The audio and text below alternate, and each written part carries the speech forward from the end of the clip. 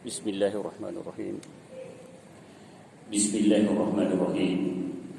Assalamualaikum warahmatullahi wabarakatuh. Alhamdulillahi rabbil alamin. Wassalatu wassalamu ala asyrafil anbiya'i wal mursalin wa ala alihi wa sahbihi ajma'in, amma ba'd. Rabbi shrah li sadri wa yassir li amri wahlul 'uqdatam min lisani wa yafqahu qawli. Jamaah maghrib yang dimuliakan oleh Allah Subhanahu wa taala, tak pesan-pesannya kami mengajak Bapak dan Ibu untuk mengucapkan kalimat Alhamdulillahirabbil alamin. Tanda puji syukur kepada kehadirat Allah Subhanahu wa taala, karena alhamdulillah kita masih diberikan hidayahnya, inayahnya, wikayahnya, serta kesehatan dan umur panjang yang kita nikmati, sehingga alhamdulillah kita masih melangkahkan kaki kita untuk melaksanakan kewajiban kita, yang alhamdulillah telah kita laksanakan salat fardu maghrib secara berjamaah. Salam dan taslim kita peruntukkan kepada junjungan Nabi besar Muhammad Rasulullah sallallahu alaihi wasallam, Nabi yang menjadi panutan, Nabi yang menjadi uswatun hasanah, Nabi yang membawa umat manusia dari alam kegelapan menuju ke alam yang terang benderang, sehingga ada panutan untuk melaksanakan di setiap aktivitas kita di dunia ini untuk menuju ke akhirat kelak biiznillah. Jamaah yang dimuliakan oleh Allah Subhanahu wa taala, izinkan saya melanjutkan masih dalam hal rukhsah dalam salat. Masih rukhsah atau keringanan-keringanan yang ada di dalam salat. Di antaranya ayyaqdirul mawridu ala sholati wahdihi qa'iman wa la yaqdiru ala zalik ma'al imami litatwilihi. Maksudnya, apabila orang yang sakit ia tidak mampu mengikuti imam karena panjangnya bacaan imam misalnya, maka ia hanya mampu untuk berdiri, tetapi ia dalam keadaan sholat sendiri. Jadi selama ini alhamdulillah, kalau misalnya kita dalam keadaan sehat, kita mengikuti imam sholat dalam keadaan berdiri. Nah, muncul satu masalah atau satu hal yang mana ketika seseorang sakit, yang mana si sakit itu ia hanya mampu sholat sendiri. Artinya ia mampu berdiri ketika ia sholat sendiri, tetapi ia tidak mampu berdiri ketika mengikuti imam dalam artian sholat berjamaah, karena mungkin imamnya panjang sholatnya. Nah, bagaimana hukumnya? Yalzimuhu fi hadhil halati al-qiyam wa yusalli wahdahu, li'anna al-qiyama akidun liqaunihi ruknan fi sholati la tatimmu illa bihi wal jama'atu tasihhu sholatu dunaha. Jadi ini pendapat jumhurul ulama. Ini pendapat dari pendapat yang lebih banyak mengambil pendapat ini, bahwa lazim atau sebaiknya atau diwajibkan baginya ketika dalam hal atau keadaan seperti ini, wa yusalli wahdahu, ia salat sendirian. Ia salat sendirian, tetapi ia dalam keadaan berdiri, qa'iman. Li'anna al-qiyama aqidun, karena berdiri ketika melakukan salat ruknan fi sholati, merupakan salah satu rukun dalam salat. La tatimmu illa bihi, tidak sempurna kecuali itu, kecuali berdiri itu, wal jama'atu tasihhu sholatu dunaha. Jadi jamaah yang dimuliakan, ini maksudnya apa? Perbandingan antara berdiri dan berjamaah. Di sini dikatakan bahwa yalzimu fi hadzal halati al-qiyam yusalli wahdahu. Sebaiknya ia melakukan salat sendiri, tetapi ia dalam keadaan berdiri. Artinya boleh meninggalkan tidak berjamaah kalau memang ia tidak sanggup mengikuti salat berjamaah dalam keadaan berdiri. Ini salah satu pendapat. Tetapi ini adalah pendapat jumhur. Sementara pendapat Imam Ibnu Hanbal atau Imam Al-Hanabilah, yaitu murid daripada Imam Asy-Syafi'i, beliau mengatakan anna lahu an yusalli ma'al imami qa'idan. Sebaiknya orang yang mengalami hal ini ia tetap sholat berjamaah bersama imam dalam keadaan qa'idan, dalam keadaan duduk. Jadi ada dua pendapat. Pendapat jumhur selain Imam Al-Hanabilah, berarti termasuk pendapat Imam Asy-Syafi'i, Imam Maliki, dan Imam Hanafi mengatakan baginya boleh melaksanakan salat sendiri tapi ia dalam keadaan berdiri. Tetapi pendapat Imam Al-Hanabilah, Imam Ibnu Hanbal, beliau mengatakan ayyusolli ma'al imami ka'inan. Ia salat berjamaah bersama dengan imam, tetapi ia dalam keadaan duduk. Dalam keadaan duduk. Artinya apa? Ini ada dua pendapat. Itulah di awal atau di muqaddimah saya katakan bahwa itulah yang namanya ilmu fikih, ilmu pemahaman antara guru dan murid. Terkadang terdapat perbedaan memahami satu dalil sehingga beda pendapat. Jadi dalam hal ini tidak ada yang perlu disalahkan. Yang penting mau sholat sendiri dalam keadaan berdiri sholat juga boleh. Mau berjamaah dalam keadaan duduk juga boleh. Tidak ada yang salah. Tidak ada yang salah. Yang salah mungkin kalau tidak sholat ya, mungkin kalau tidak salah. Jadi ini bukan satu permasalahan yang perlu kita resahkan. Kenapa? Karena pendapat daripada ulama-ulama atau pendapat daripada ulama-ulama fikih yang mu'tabar, mereka beda pendapat. Yang salah tadi kita sepakat bahwa yang salah kalau tidak melaksanakan sholat. Lalu iza ftataha as-shalah qa'iman summa ajaza anhu qa'adah wa atamma salatahu wa in iftataha qa'idan thumma qadira 'ala al-qiyami wa ka'anna qama wa atamma salatahu. Jadi ketika ia misalnya salat berjamaah ataupun ia salat sendiri, di awal salatnya ia berdiri. Tiba-tiba ia tidak sanggup melanjutkan dalam keadaan berdiri, lalu ia duduk. Wa atamma salatahu, maka salatnya tetap dianggap sah. Tetap salatnya. Tadinya ia memulai dengan berdiri. Tiba-tiba ia tidak sanggup lagi berdiri, maka ia duduk, salatnya tetap dianggap sah. Apabila ia memulai salatnya dalam keadaan duduk,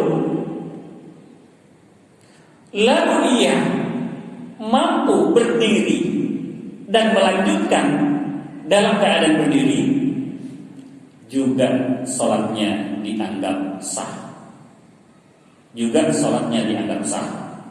Jadi tadinya berdiri tidak sanggup melanjutkan, lalu duduk, salatnya tetap sah.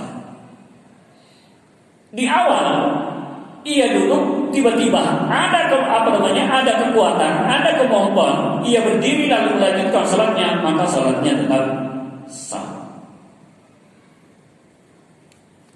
Jamaah yang dimuliakan oleh Allah Subhanahu wa taala. Jadi itu boleh saja berdiri duduk berdiri, keduanya juga diperbolehkan. Nah, ini ada menarik.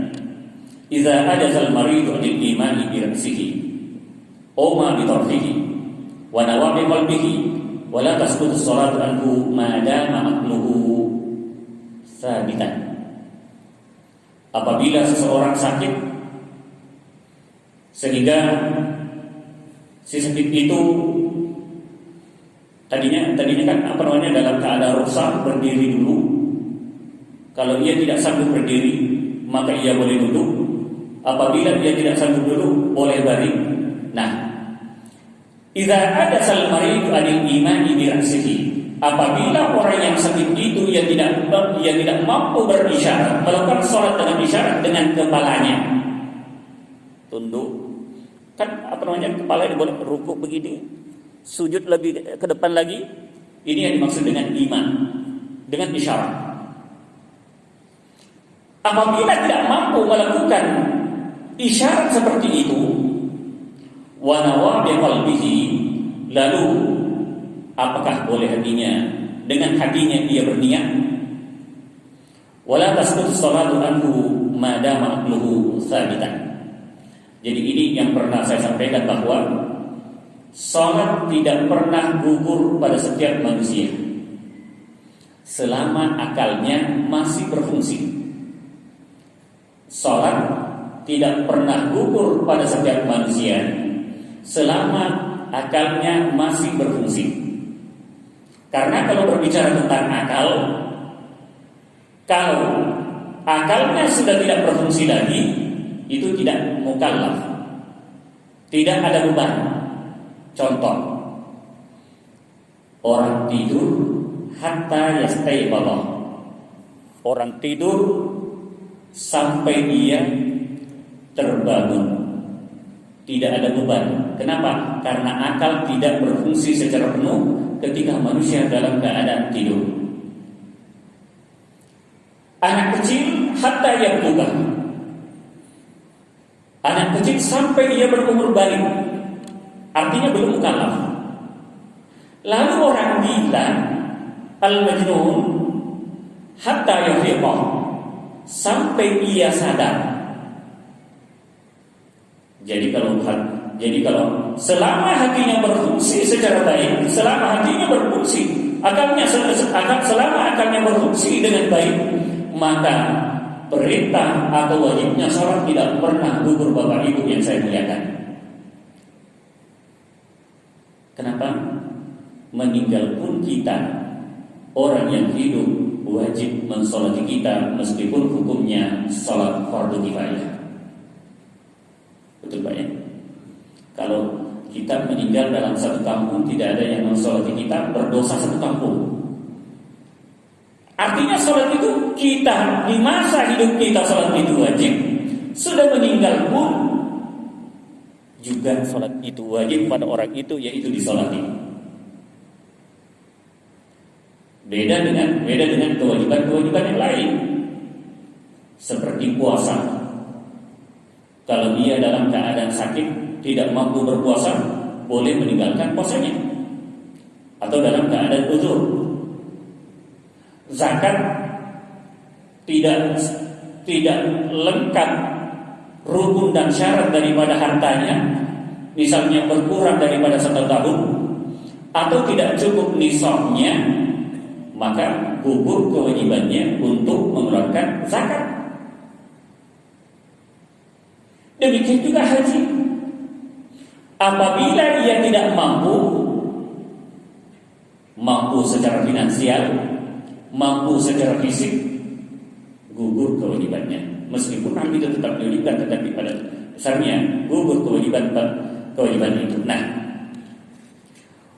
wa hadza ma zahaba ilaihi jumhurul ulama wa minhumul malikiyyah wasyafi'iyyah wal hanabilah. Jadi apabila seseorang tidak mampu lagi melakukan apa yang namanya isyarat dengan kepala, maka ia salat dengan hatinya. Kalau hatinya sudah tidak bisa lagi sholat, berarti itu sudah masuk orang yang mati. Ini pendapat siapa? Ini pendapat jumhur fuqaha atau pendapat jumhur ulama, termasuk pendapatnya Imam Maliki, gurunya Imam Syafi'i, termasuk pendapatnya Imam Asy-Syafi'i, dan termasuk pendapatnya Imam Ibnu Hanbal. Beda dengan Imam Abi Hanifah yang mengatakan wasahabal Hanafiyyah ila anna as-salata tasqutu anhu idza hadasa al-iman bi ra'sihi. Imam Abi Hanifah mengatakan apabila orang itu tidak mampu lagi melakukan salat isyarat dengan hatinya, maka gugurlah kewajiban salat itu menurut pendapat Imam Abi Hanifah. Tapi jumhur fuqaha yang paling afdal, yang paling sah bahwa apabila kepalanya tidak sanggup untuk melakukan salat secara iman, maka cukup dengan hatinya. Sehingga dikatakan di sini dalam kitab Al-Majmu' Fiqh Asy-Syafi'i, fa in ajaza 'anil isyarati bir-ra'si aw ma bi tarfihi wa hadha kulluhu wajibun. Fa in ajaza 'anil iman bi tarfi ajra af'alus sholati ala qalbihi. Fa in taqala lisanahu wajaba an yajri al-Qur'an aw al-azkar wajiba ala qalbihi kama yajibu an yajri al-af'al. Jadi pendapat ini mengatakan bahwa hatinya boleh melakukannya. Seperti seseorang misalnya ia dalam keadaan berzikir, hatinya boleh. Membaca Al-Qur'an boleh dengan hatinya. Jadi pendapat Imam Asy-Syafi'i, ia mengatakan ketika tidak mampu salat dengan isyarat dengan kepala, hatinya pun boleh dengan cara isyarat. Dalam kitab Al-Insaf, ini masih pendukung murid daripada Imam Syafi'i, dikatakan wala tasqutu sholatu ma dama aqluhu tsabitan. Salat tidak pernah gugur selama akalnya masih berfungsi. Salat tidak pernah gugur selama akalnya berfungsi. Sehingga dalil jumhur ia mengatakan la yukallifullahu nafsan illa wus'aha, tidaklah dibebankan seorang hamba kecuali sesuai dengan kemampuannya. Jemaah yang dimuliakan oleh Allah Subhanahu wa taala. Jadi ini pembahasan tentang rukhsah dalam salat, bahwa mana yang paling afdal kita pilih antara rukhsah dengan azimah atau hukum asal. Sehingga dikatakan di sini la nastati'u an nurajjih janiban ala akhar. Kita tidak mampu mana yang paling rajih, mana yang paling kuat yang diambil antara rukhsah dengan azimah, tetapi kembali kepada orang yang mengalaminya. Lalu Bapak Ibu yang saya muliakan, ada di sini disebutkan ar-rukhs fi sholatil masyghul. Jadi ada rukhsah karena ada kesibukan dalam keadaan salat. Yang begini musolli ayyahsya fi salatihi. Jadi seorang muslim ketika dia melakukan salat, hasil daripada salat itu yang dituntut adalah hasilnya. Apa yang hasilnya akan didapatkan ketika seseorang melakukan salat dengan khusyuk. Sehingga Allah Subhanahu wa taala berfirman dalam Al-Qur'an, qad aflahal mu'minun, maka beruntunglah orang-orang yang mukmin, alladzina hum fi salatihim khashi'un. Orang-orang mukmin itu yang melakukan salatnya dalam keadaan khusyuk. Jadi yang paling penting yang dituntut untuk melaksanakan salat yaitu dalam keadaan khusyuk. Sehingga dikatakan qad aflahal mu'minuna alladzina hum fi salatihim khashi'un. Beruntunglah orang-orang mukmin yang melakukan sholat, di mana ketika ia melakukan sholatnya itu dalam keadaan khusyuk. Artinya tidak banyak gangguan, tidak melayang kemana-mana pikirannya, sehingga yang dibutuhkan adalah betul-betul hatinya dan akalnya tenang ketika ia melakukan sholat. Jemaah yang dimuliakan oleh Allah Subhanahu wa taala. Sehingga dikatakan wa min syiddati ihtimami al-Islam bil khusyu'i fi sholati. Karena begitu urgennya yang namanya khusyuk dalam sholat, dalam hal ini Islam menegaskan naha an kulli ma yushghilul musalli anhu. Jadi ada hal-hal yang dilarang ketika hal itu bertepatan dengan sholat. Dilarang kita melakukan sholat, dalam artian makruh kita melakukan sholat ketika ada beberapa hal. Satu, as-sholatu bihadratit ta'ami. Tiba masa sholat sementara makanan selesai. Kira-kira pilih mana nih Pak? Sholat isya belum begitu lapar, ternyata sudah disiapkan, sudah siap di meja makan untuk makan malam. Kira-kira mana yang didahulukan? Ya, secara syariat kita pasti mengatakan makan dulu, sholat dulu. Ini secara syariat. Makan dulu. Kenapa? Karena ini adalah tuntutan syariat supaya kita ikut berjamaah. Tetapi hati-hati, jangan sampai sudah melihat tadi makanan yang sudah siap dalam keadaan sholat, ternyata takutnya anak istri habiskan makanan yang ada di meja tadi ini. Khusyuk tidak ada. Ya Pak ya? Khusyuk tidak ada. Bisa saja terjadi. Berarti bisa-bisa makanan yang diingat. Sementara Bapak Ibu ketika kita melakukan sholat, ketika kita membaca suratul Fatihah, di sana ada bacaan yang kita baca, Alhamdulillahirabbil alamin arrahmanir rahim maliki yaumiddin iyyaka na'budu wa iyyaka nasta'in. Iyyaka na'budu, hanya Engkau yang kami sembah. Wa iyyaka nasta'in, hanya Engkau yang kami minta pertolongan.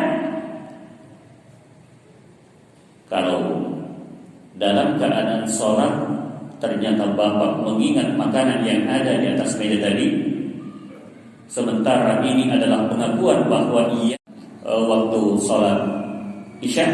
Demikian pembahasan kita pada hari ini. Mudah-mudahan Allah Subhanahu wa taala meridai dan memberkati kita semua. Saya akan mengucapkan wallahu muwaffiq ila aqwamit thoriq. Assalamualaikum warahmatullahi wabarakatuh.